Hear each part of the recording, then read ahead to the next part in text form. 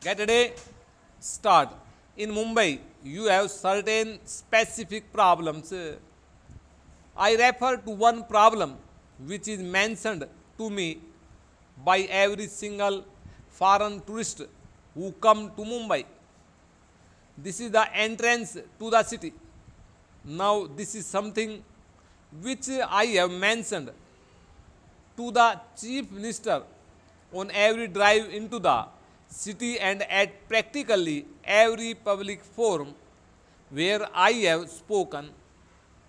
And I think this is a matter which the citizens of Mumbai should take up on a large scale, whether it is the women's organizations, whether it is the business community, or anybody else.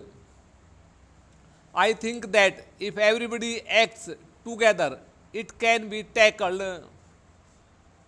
It is not a very large area, and I do not think that finances alone stand in the way. It is not only the image of Mumbai which is suffering, but Mumbai being one of the important gateway to India, it is the image of India which suffers thereby. You have, Mr. President, mentioned in your address the present policy of the government, which is to encourage new entrepreneurship and talent. But what have businessmen done to identify and promote such talent of which there is no dearth in the country? The bigger business and industrial establishments, by trying to foreclose profitable lines of business and sometimes by seeking to produce everything under the same roof or in allied establishments, succeed in keeping out new talent from entering the business field. Associations such as yours and other chambers of commerce should draw up concrete scheme to foster new entrepreneurship and talent.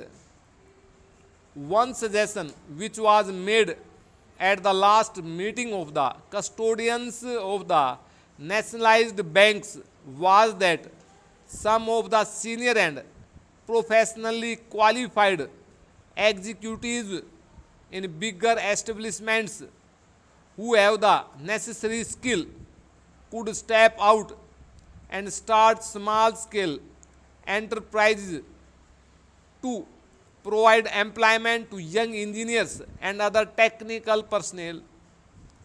They will, of course, get all help from the financial institutions in the public sector.